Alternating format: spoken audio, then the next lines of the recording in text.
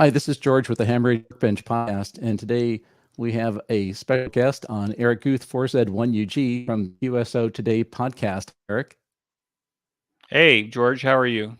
I'm doing great. So we have the QSO Today Ham Radio Expo coming up in March, and I thought it'd be a good idea to get Eric on here and let us chit chat a little bit about the coming expo. So it sounds like plans are in high gear. The plans are in high gear. As a matter of fact, we have over 60 presentations in the system that are coming in, and those presentations also have live Q&A after them. We have an amazing keynote presentation that's with Courtney Duncan, N5BF, who is a former employee of NASA's JPL Jet Propulsion Laboratory in Pasadena, California, talking about the great contributions that ham radio operators make to mankind's largest projects. And we've got some great exhibitors, Flex Radio, Bigali, Elecraft, and a few others. It's not as huge as other shows, but they're very interesting and supportive exhibitors. So we're looking for a great weekend on March 12th and 13th. It actually begins on the 11th Pacific time with you guys. The Yeah, I Ham heard Radio Friday's the Event best Friday. day. Isn't that true? Huh? I heard Friday the best. Friday night the Friday night will be fun.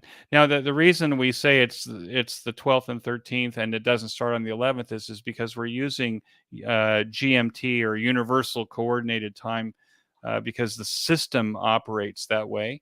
But we actually start at 6 p.m. on Friday night Pacific time. And So that's or when we're going to do a Ham Radio Workbench live stream from the That's QSO right. Today Expo. So I said Friday And is the best day.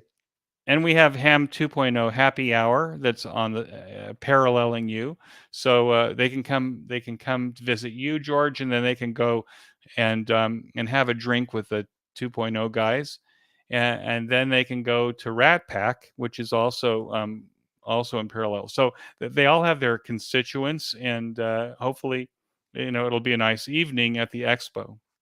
And all are the Friday night streams also recorded so people can go back to those live? Yeah, everything's recorded. We spend a lot of energy making sure that the presentations are excellent and pre-recorded, but then we do live Q&A at the expo on the when those presentations are made. And I was telling George off camera that we make a huge effort, both financially and in time, to make sure that that Q&A is there, because what that Q&A does is it really boils out those presentations and provides answers to perhaps questions that people have watching those presentations. So it makes those videos valuable for the people who attend the expo with a ticket. Then they also have 30 days after to actually review all the presentations. And when you have over 60 presentations at an expo, oftentimes you won't, if it's only 2 days, you only see the few that you came to see, but you have 30 days after to see the rest. And then once that 30 days is over, then those will go into our library, where we've got now over 200 presentations that were made on the previous expos. Are those presentations then available in the future for people to go back and reference? Well, that's a very good question. I think that we'll be introducing what's called the QSO Today Circle. The Circle will be a community of people that support QSO Today and our projects.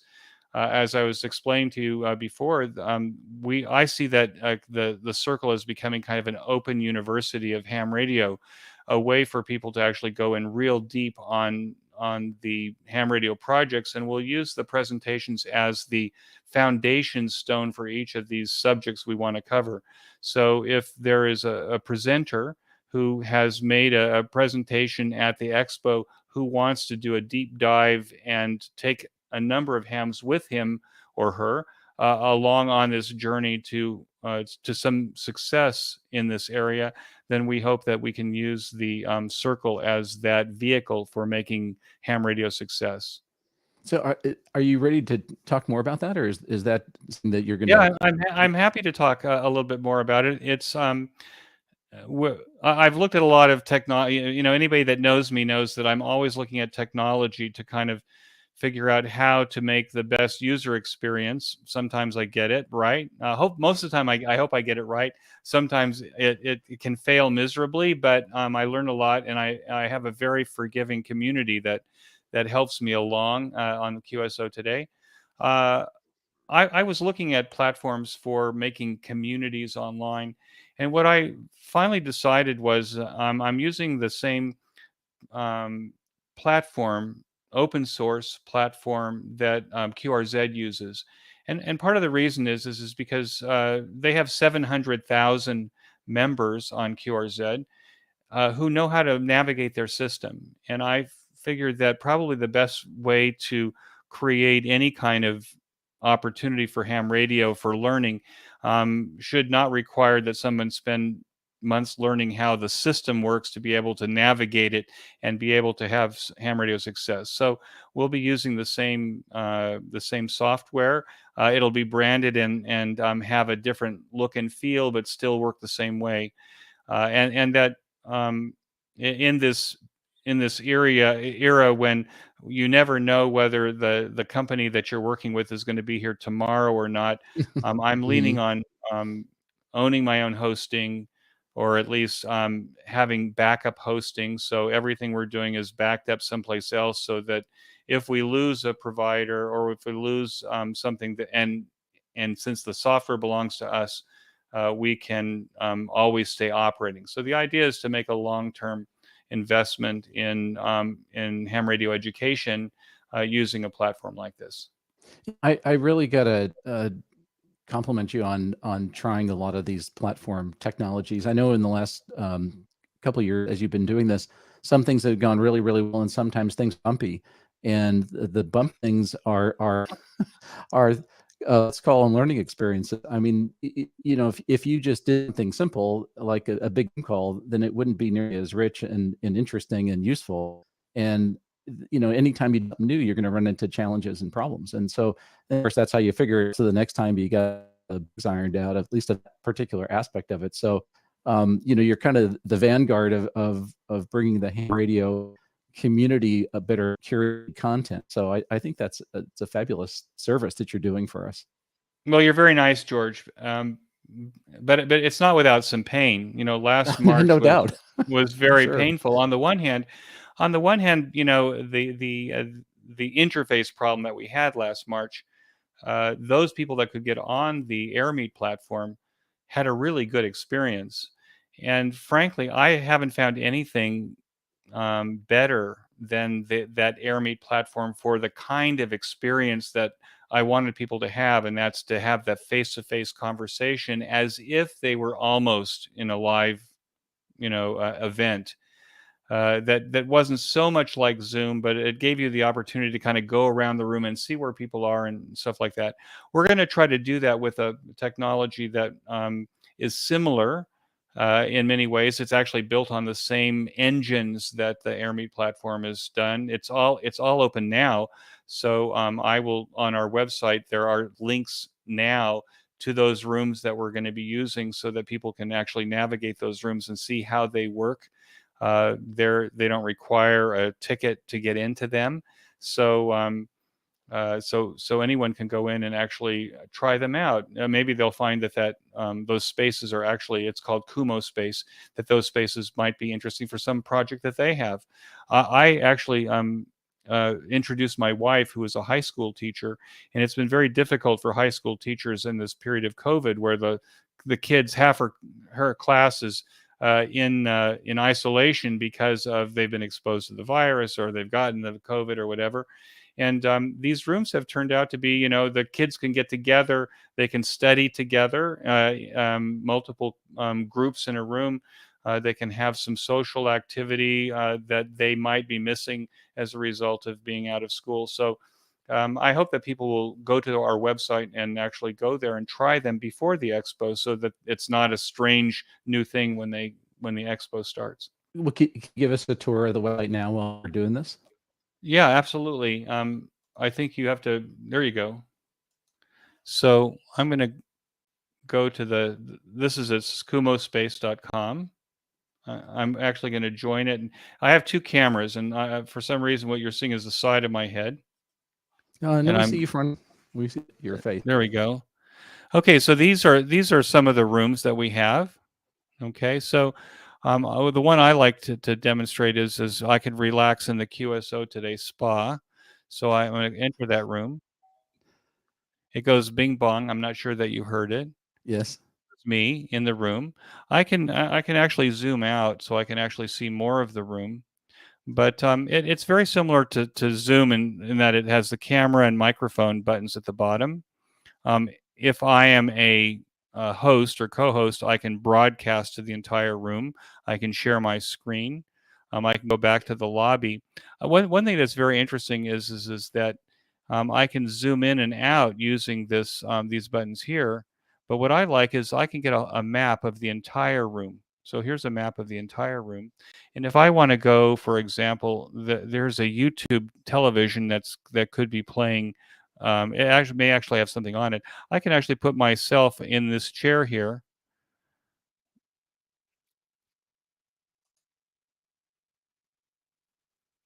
This is And different if than last year was much more simple. Like there was a square that was the table, and then chairs over the tables and table. chairs, right? Yeah. Yeah.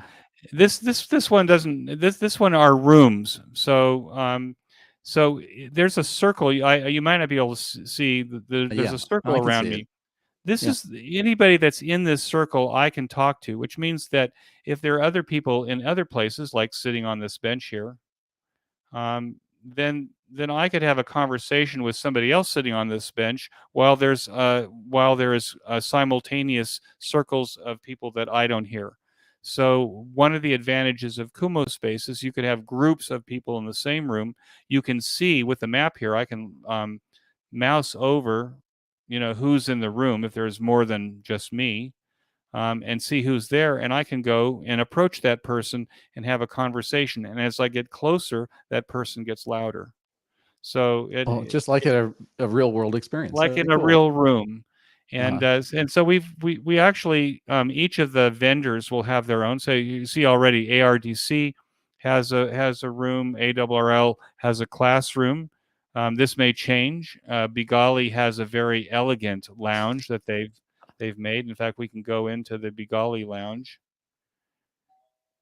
Here I am in the Bigali lounge. If I go closer to this TV, I can Oh my hear gosh, a this is cool. presentation. Oh, so this is much more of a kind of like a full experience even than it was last year. This is very interesting. Yeah, it's pretty cool, and it's quite elegant. If I can go up here and sit on the couch and hope that somebody else is here. So I know that Bruna and Pietro Bigali will be in this room over the weekend so that they can talk to fans of Bigali keys, and I know that they will also have some of their fans in the room with them to help answer questions or just to visit. It's a great opportunity to have, to visit with people in the expo. And while it's not live in the sense that you're face to face, breathing their air, which I guess people aren't really doing at the moment, but in this particular case, you can have this face to face conversation with people and enjoy meeting them. And my room is going to be this one here. It looks like the bridge of a spaceship, and it even has a spaceman here. We'll go into it. It requires a password. So right now my room is locked, and I don't know what the password is. I'll have to find it someplace. But um, every room it can be custom designed, or there's a template of rooms. So we're hoping that this will be different and fun. I was playing with this. This is an amateur radio subject lounge. I'll just show this real quick. So the way this works is you can actually have conversations in this room on different subjects. So homebrew brewers corner, CW and Morse code, VHF and up, emergency comms. So you can actually have multiple conversations about different areas. Again, people will forgive me. I'm experimenting. I'm trying to see what works as a way to virtually communicate with people, or have people communicate with each other on various subjects. Maybe to make contacts, maybe to find mentors. That could be it as well. I So got to tell you, at the last expo, we had our ham radio workbench lounge, which apparently I need to create one because I'm behind the curve here. But anyway, we well, we had a lounge in the last expo, yeah, and I hung around the weekend in the lounge, and we had people come and go, and we had the guys from the ICQ podcast, Martin and other right. guys just came by and sat around and sort of shot the breeze, and random listeners came by and just hung out and asked questions, or we talked about what they're building, and it was just so much fun because people would come and go, and we just had a blast. So I have to figure out what look and feel is for the workbench lounge is going to be. Well, what's interesting is these lounges can be customized. So if you wanted to do workbenches, or you wanted to do garage floor or something like that, you can easily do that. There's a whole palette for creating interior design. That's not my forte, so I'll take a template.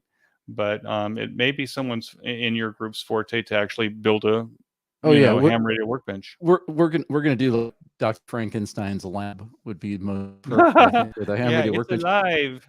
Exactly.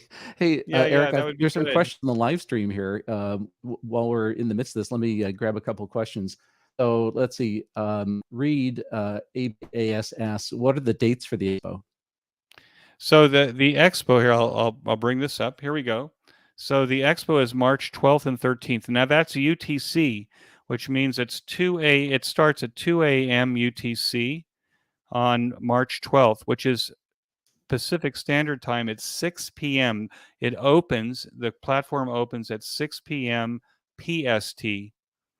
Okay, and George and company and the other two live streams will start an hour later at 7 p.m. PST. Okay, for guys like me, it'll be like 3 in the morning, but for George and friends, it'll be at 7 p.m., which is what, 10 p.m. EST, Eastern Standard Time. Now, this is the same weekend that we spring forward in daylight savings time. So the next day we lose an hour from it. Now becomes what, UTC? Yeah, PDT, it UTC what becomes -1? PDT. In Pacific Standard Times, it Oh, becomes PDT. PDT, right. So right. So what we're going to do is we will send an email out the afternoon of the expo on Saturday, reminding everyone to turn their clock forward an hour and come on time the next morning, because Oh, we'll good. be 7 hours different from GMT rather than 8. Yeah, sending out a reminder, that's a great idea, but you don't want to leave anything to because people are just not going to register that there's a change. So that's a great idea. Hey, we got another question. Mike KK7DL says, "Are the conversations in the lounge text or actual voice or video?" So the conversations in the lounge, you can. It's like we're using StreamYard right now to do this live stream, right? It asks me if I want to use my microphone and camera. I could turn off my camera and just use audio. So you have your choice, but it seems to me that if you want to use video, you should use video. There is a text system. I can show you that real quick here in Kumo Space.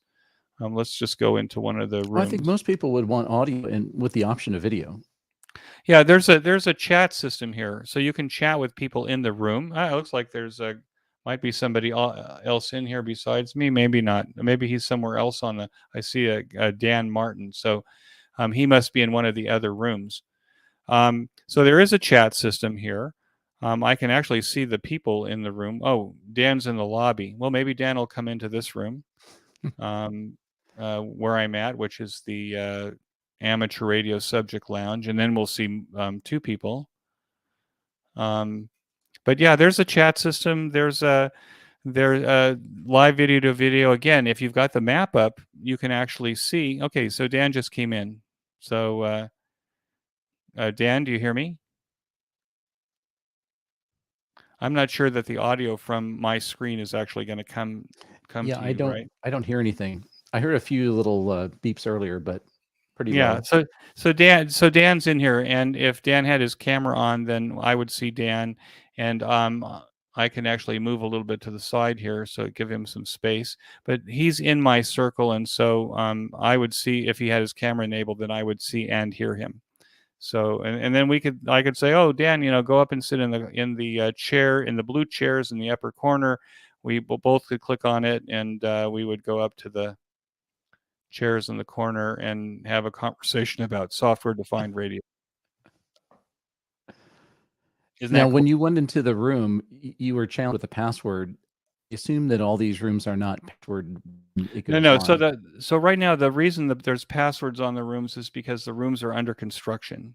Mm. So the passwords are so that the people whose rooms they belong to, those rooms are locked for now. But all the other rooms are open, and people can use them now as a way again to become expert on reduce my support calls on the weekend of the Sounds like Expo a good because they thing. already know their way around. That's the idea. Very good. But I think we talked about speakers. If you go to the website, you can actually see all the speakers. Now, I don't know whether it's a funny story or not, but all of these pictures and everything that's on the website is being generated by code that Vlad has written for me that comes from a system called Airtable. And I've always trying to automate all of the processes I'm doing to make it easier for me. Unfortunately, Vlad is just north of Crimea, and he's being bombed right now because of the Russian incursion into the Ukraine. And I may be going to manual systems here. God willing, Vlad will be okay, and everything will be fine. But if he's not, then uh, the way that I present stuff will be a little bit rougher than it is for now. But it's all here. So these are all the speakers. Do these? If do you know what their talks are? Go Or ahead. that would be under presentations, I assume. Oh, presentations are here, right? And they're all searchable. So if I'm looking for SDR, then I can find SDR presentations. One in Spanish, by the way. Oh, cool. If I want to talk about DX, so everything searches, and then if you click on the schedule, then you'll get Oh, the okay. the presentation, the speaker's bio. Very good. Share it with your friends on social media. Excellent. And then what if you go to the exhibitor tab? The exhibitor tab right now is mostly for exhibitors Oh, to it's come not to the the exhibition hall itself. no the exhibitors I have listed on the side here, and we're adding more exhibitors as they come on board. And Um, is there in the exhibitor space, like in the past, there was little virtual booths. So you go to the virtual booth, kind of like a yes, lounge. yes, yes. In the vFairs platform. Now, this may not be the same place that we had before. During in August, the exhibit hall was in Laguna Beach, California. We may be changing the location of the When you say exhibit hall. no, when you say you're changing the location, you mean the look and the feel of it, so it doesn't look like it was in Southern California. No, I changed the outside lobby background. The reason I don't change the inside is because I figured people have figured out how this works, and I don't. I'm afraid of creating something that's completely different. I've got a choice of lobbies. It's like if I Mhm. was going to put in a real live place, I could put it at the Crown Plaza, or I could put it at the Las Vegas Convention Center, right? But I'm afraid that if I change it too much, that that people will have a hard time navigating it again. They'll have to learn it all over again. So I don't do that. But if we go into the exhibit hall, this is August, um, so you're looking at the August exhibit hall. But you can click on a booth like this, and you can. This is at the Elecraft booth, and there will actually be on this menu bar. There'll be a direct link that goes into their Kumo Space lounge. So you can go into the lounge from the Expo here. It opens another tab on your browser, so you'll have two tabs open. You'll have the Expo tab, and you'll have the Kumo Space lounge tabs, and you can go, back and forth as if you were crossing the street. But in this case, you don't have to look both ways before you cross the street. So the way it was set up before, as I recall, to get to our lounge, the Ham Radio Workbench Lounge, you'd have to go to our booth on the floor like this, That's and right. then you'd scroll down and you'd find a link to the lounge, and then you'd go to the lounge. With the new version, you have to go to the floor first. You can just go to the lounge directly, right? You can go to the lounge directly because I've already published the lounge links. Mm. You can go to the lounge directly, or you can go from the floor. If you don't have a ticket, you can't go from the floor, and you can't go on the floor, and you can't get the presentations. So the presentation system. Let's see. I'll go to the auditorium here. You go into the auditorium, you click on the screen, and then you have all of the presentations. The presentations start on time. They start at the top of the hour. I think we'll have 6 tracks, simultaneous tracks at the same time, and that will allow people to choose. Now they're kind of broken out by beginner, intermediate, general, expert, uh, based on the technical level of those presentations. But there's a lot of variety, and there's hopefully something for everybody. So you mentioned getting tickets a few minutes ago. So what's the story with tickets? How do you get a ticket? What do you need a ticket for? What does it cost? Okay, so the way you get a ticket is you go to QSO Today, hamexpo.com. You go to the main website, you scroll down, and it says register here, and there's a button. Okay, register here, there's a button. Good. You It's my click on kind the of link. button, and you go to a form. So I'm just going to explain this because I'm getting some support questions. You fill out this form completely, and we ask you, the reason that we ask for all this information is because in order to process your $10 payment, it's $10. It's only $10. We need the information. Plus, we want to know who's coming. So we want to know, what class of license you have, the number of years license, so that if the next time we know who we're talking to. And Mhm. then you push this save button at the bottom. The save button will then take you to Stripe. That's the company that we use to process your credit card and take a Stripe payment. If you want to pay by PayPal, you do the same thing. You hit save, and then you abandon the shopping cart, and you send me a message that says, Eric, I want to pay by PayPal, and I'll try to talk you out of it because it's a Yeah, lot of manual it's a lot of work. processing. It's a lot of manual processing, but if you insist, then what you'll do is I'll send you a link to pay by PayPal, and then you send me the receipt, and I'll make sure that you're working on board on the system. But it's a So lot of work. So try, if you could just stay on Stripe, that would be yeah, great. just use a credit card and make it keep the workload down. Right, Um, and then and once you buy your ticket, then do you get an email with a number or something, or how do you know when no, you show up, you're allowed? so what happens is you're going to start getting emails from me that say, hey, all you need to log in on the day of the expo is here. Let's just do this.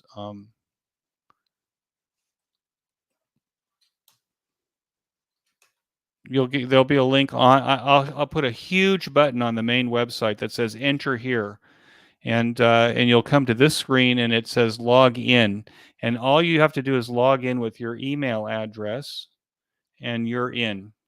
Oh, okay. No Okay. password or code or anything required. No, no, it's very Okay, simple. If good. you have a problem, up in the upper corner here is a link to vFair support, and their job is to make sure that you get on. So if you have any problems, however, so here's the proviso. You got to have the latest operating systems, whether it's Windows, Apple, or Linux, the latest. It's based on the Chrome browser. So if you're using Brave, or you're using what's the Microsoft Edge Oh, browser, Edge. Yeah. those are all based on Chrome, Chromium. Those all will work with this. If you have any problems, uh, look on your browser and you'll see these three buttons here. It says incognito browser. Now, oftentimes people don't flush the cache of their browser. You know, they'll have years worth of cookies in their browser, and that may cause a problem. There might be some conflict. So what you do is you open up incognito and enter the Expo using incognito, because it's a clean, fresh browser that you can get on, and you shouldn't have any problems. Now, I know that people will say, well, it worked on my tablet last time, it worked on my iPhone last time. It may work. If it doesn't work, we're not supporting it, because we're not sure what you have. We're not sure whether you have the latest iPhone update or the latest Android update. So the best way to experience the Expo is with your big screen, with a high-speed internet connection. If you are in a campground in Montana, I'm sorry, it may not be very good. It may not work at all if you're in a campground in Montana. We can't support campgrounds in Montana's, but when you come back from camping, you can come in on the 30-day on-demand period, and you can get all of the presentations, and you can look at the booths. There won't be anybody in the lounges, or there may be people in the lounges. We'll leave the lounges open for that 30-day on-demand period. So if you happen to be in a campground the weekend of the Expo, don't try to get on. Wait till you come home, and then you can still get everything. So I got to tell you that I really like about the way you've structured all this stuff is when I think about the typical ham, like Hamvention, a big ham fest, I don't go to any of the or very few of the presentations because first of all, there's multiple tracks, you can't see everything, and you look around and talk to vendors or you talk to your friends. So I don't get a chance to see most of the presentations I'd like to see. And here I can go back at my convenience and see a lot of them, not just the ones I want to see, but I'll see other ones that I thought, yeah, maybe, Right. whatever. Like is a year or so ago, I remember there was one talk on Amelia Earhart and her flight and how the guys at Rockwell Collins were trying to recreate that from some forensic data or whatever. I probably would put that on my end of the things I really wanted to see, but after the fact, it was a fascinating talk. So you Oh, get it to was see an a lot of excellent stuff. talk. Right. Yeah. By the way, and that is the advantage. Uh, I'll be at Dayton, I think, this next year, and I always tell, I love Dayton because it is an overwhelming ham radio experience. But I say it's often like Robin Williams did a movie, Coming to America, where he plays a Soviet defector to America during the Cold War. And there's a scene where he goes into an American supermarket and he's in the coffee aisle. And if you know anything about the Cold War in Russia in those days, if you had coffee, you waited in line for 3 hours and they gave you a paper sack with some coffee in it. So he's standing in this coffee aisle and there's hundreds of brands and things to look at. And his brain overloaded and he faints on the floor of the supermarket. I often feel that's how I feel about these huge like Hamvention. There's so much to look at and there's so much to see that you never have time for the presentations. Or Mm. if you go to the presentations, you don't see anything else or you don't talk to the people. So I'm going for I'm going to go this time for talking to people, and all the other stuff I guess I can see online at some point.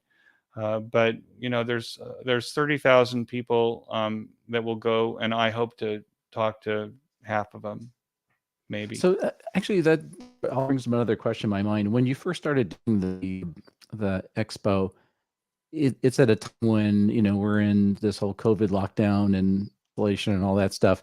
and it made a lot of sense because there are so many of the ham events are getting canceled, and so this is a way to actually do it virtually. Hmm. And I'm curious what your thinking is going. Do you see this as becoming a standard way of doing things in addition to the conventional events that we would go to? Well, I think that what we've learned is that there's a large number of ham radio operators, for whatever reason, who they don't leave home, or they don't leave their town. They don't go to live presentations. They don't, or live shows. They don't go to the state or regional shows. Uh, but they want the information. So I think that we have an audience of hams that know that we have a quality product in terms of the presentations that we have. We intend to follow up with the QSO Today Community Circle. I think that COVID has taught us that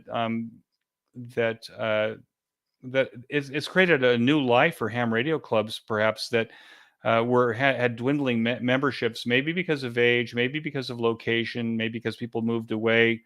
That they could reconstitute their clubs virtually, and now they're doing virtual and live. So these are hybrid ham radio meetings. I think there's a place for this now. I think this is the way. This is a way that ham radio operators can participate in their community without having to make the trip. Yeah, I see myself in a big way. I mean, I can't go to every ham radio convention I would like to go to for whatever reason, individual reasons, or I have other things to do. And also, there's events or groups like club I would never know about or go to. I gave a talk at the Expo, and I've had multiple people reach out to me. Hey, would you mind doing that talk? Our club, and these are like clubs all over the country that I, I don't even know anybody in the clubs, but they're contact me, and I get to meet them, and I get to present the thing I care about, and it's a lot of fun. And so I think this is really kind of this sort of virtualizing of the community is powerful because we get access to a lot of material. We get to meet a lot of people we'd never otherwise meet for. If you want to get together and do the physical, in-person thing, then it's great too. So, personally, this is what forced us to figure out how to do this virtually and do it well. And I'm just really excited to see the community and you in particular really kind of driving making that happen because it's something we sorely needed. And I personally think it's really going to be here to stay for the long haul.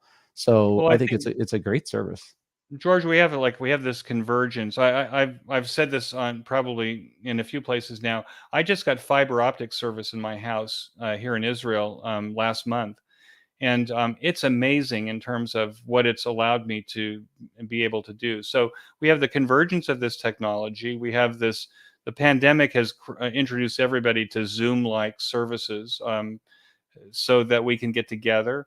I think it's reconstituted radio clubs that perhaps have are going down the tubes. On the one hand, on the other hand, clubs like the San Bernardino Microwave Society have created an international membership as a result. And even I've heard that even some of their members will go virtually instead of driving 2 hours across the LA basin to go to a Yeah. meeting because they can, and it makes it convenient for them to be able to meet with their peers, hear the best presentations.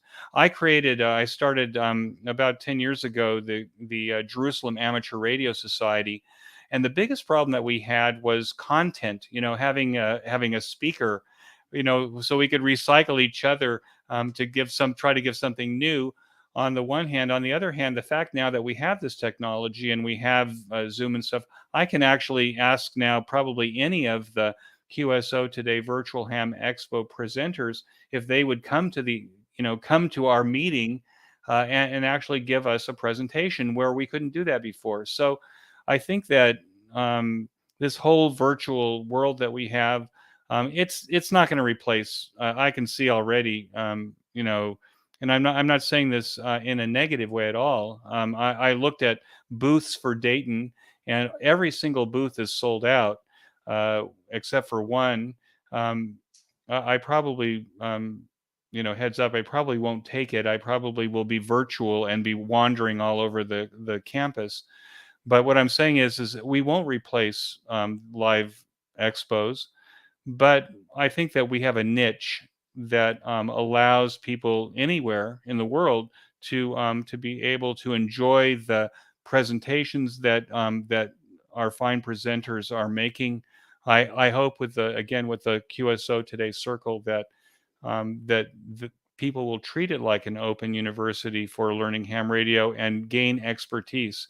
I was saying to George before we started this whole thing that we always take for granted the things we've learned in 50 years, but that somebody who's brand new at ham radio, um, even the wrong term will send them off in the wrong direction. So the ability to be able to corral that interest into a very narrow place for a while will allow them to gain some expertise and some mastery of ham radio, which will make them successful. And if they're successful, they'll stay in ham radio. They won't, toss it off as something they tried and they were unsatisfied with. Well, I want to wrap things up with kind of one big thank you, actually, along those lines. One of the things that you've done with the QSO Today podcast and absolutely is reflected in the content is you've done an amazing job of curating high quality content. And there's a lot of variability, quality of content out there. And the presentations at the expo are really excellent. The speakers are great. The interviews that you do on the podcast are really excellent. The quality of the content is very high. And so that's one of the reasons why we're really happy to work with you and promote stuff you're doing, because it's all about the content. And so I really appreciate that. So I mean, for those of us who are listening to the show and also, participants in going to the expo, for really putting out that effort to make sure that the content is really good, because it's all about the quality. Well, thank you very much, George. I coming from you, George, I really appreciate that. Mike asked me, curious how many attendees are expected this year. Mike, I always expect more. I'll tell you what's happened over the years, and that is, or the last 2 years. When we first did the first expo, we had 25,000 people register. 16,000 people came. That was with a free ticket. I didn't think that $10 would be the thing that would reduce that to 50% of the number, but less and less people come. I'm hoping that so far we have over 2,000 people registered with a couple of weeks to go. I always see it kind of exponentially increase in the last week as we get closer. I'm hoping that we'll have 5,000, 6,000 people that come this time. I hope that that's what it is. I always run into hams that have never heard of the expo, which means I'm not very good at promoting it, because there's 800,000, almost 800,000 hams in America. There's another 2 million, 2.5 million around the world. I think 2 million are just in Japan. So I think there's plenty of opportunity for people to come to the expo, and the platform that we have will support all of those people that want to come. So thanks for asking the question. I'm optimistic. I hope it's over 5,000. If it isn't, you know what? It's okay. It'll still be a great show, and Well, like I said, so content, as they say, content is king. So when the content is good, people will come and find it. So ultimately, yeah, I hope that's true, and I hope it's the idea with the expo is ultimately, and that's why we have the Kumo Space lounges. That's why we have the Q&A that follows. Is that we want the people who are attending the expo to be active and participating, not just watching it like a YouTube, but they're asking questions and they're having conversations, and I think that's so important for learning about ham radio. absolutely, it's all about learning and getting to know each other and moving the hobby. So Eric, hey, thanks a lot for carving out the time to do a live share. It's really fun. For those of you who are watching this, go buy your ticket now. Don't mess around. Just get the ticket. Go to the event. You'll love it. Especially Friday night, California time will be the best time. Did I say that? That's the second time I said that. Right. Anyways, And I will show up later. I'll show up later Saturday morning. Saturday morning Pacific time. I'm always late getting to the expo because the Sabbath for me is on Saturday, and it ends. Fortunately, I'm 10 hours ahead of California, so I'll be rolling in there about 10 a.m. Pacific time. And we'll I'm see you looking then. forward to meeting you. I'm easy to reach if you want to ask me questions about it. I'm Eric at QSOtoday.com. So, and I answer every email that I get. When there's thousands of them, it takes me months to answer, but usually there's not thousands of them unless there's a problem. So, yeah. but Well, I do answer every email that comes to me if somebody has a question about the expo or whatever. Okay. all right. Thanks so much, Eric. We'll see you at the expo. Thank you, George. Thanks for having me. Yeah, absolutely. And ready for joining us in the live stream, and we'll talk to you soon. 73. 73.